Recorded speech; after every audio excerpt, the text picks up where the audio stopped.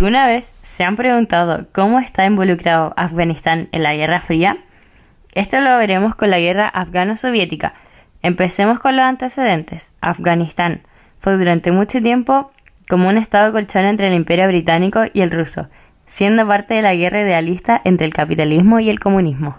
Esto termina a principios del siglo XX, donde Afganistán se libera de la influencia del Reino Unido y entra en influencia de la Unión Soviética, creándose así en un reino independiente en 1926. En 1950 llega al poder Mohammed Daoud como primer ministro, que realiza un acercamiento a la URSS, y en 1955 se firma un acuerdo llamado Acuerdo Afgano-Soviético. El entonces rey de 1963, que se llamaba Mohammed Zahir, expulsa al primer ministro Mohammed Daoud y asume personalmente el gobierno y mejora las relaciones con Pakistán. Después de 10 años, vuelve Daoud para hacer un golpe de estado y termina con la monarquía de Said.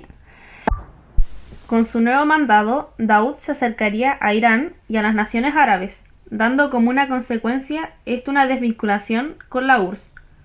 Un importante dirigente del Partido Comunista Afganistán fue asesinado, haciendo que estalle la revolución de Saur en 1978 por parte de varios líderes comunistas. Se funda así la República Democrática de Afganistán, considerado como un estado satélite de la Unión Soviética. Taraki sería el primero en tomar el poder, y sus medidas serían separar la religión del Estado y promover la igualdad de derechos entre hombres y mujeres.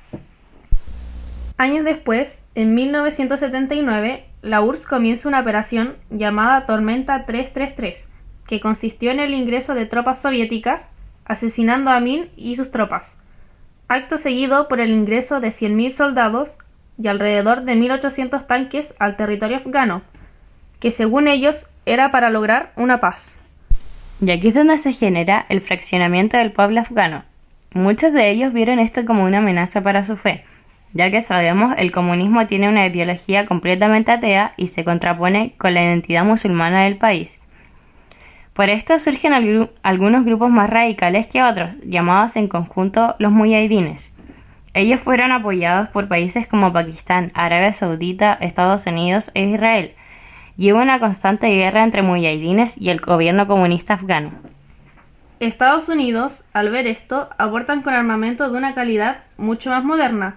Como vieron que la URSS seguía avanzando, se autorizó a utilizar un monto de $15.000 millones, provocando esto un gran desgaste a las tropas soviéticas. Los muyahidines comienzan una fuerte resistencia donde la Unión Soviética empezó con ataques masivos, donde el pueblo de Afganistán se quedó muy afectado, ya que no estaban preparados para esto, y muchos civiles fallecieron.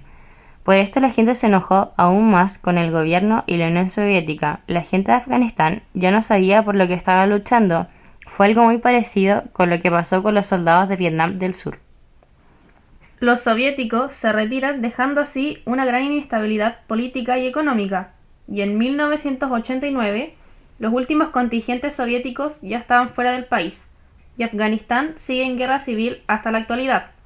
Cerca de 1992 se intentó realizar las paces con los muyahidines, pero esto no se pudo lograr, siguiendo así más guerras civiles, y por último quedando el poder en los talibanes. Las grandes consecuencias que dejó fue que hubo entre más de 60.000 y 2 millones de muertes aproximadamente. Muchas de ellas fueron civiles, además de 5 millones de refugiados fuera del país. Los crímenes de guerra también estuvieron presentes. Se llegaron a reportar numerosas masacres, torturas, violaciones y asesinatos a civiles, todo esto por el Ejército Rojo. Esto sirvió como propaganda para la Unión Soviética en pleno momento de decadencia, la cual se completa en 1991.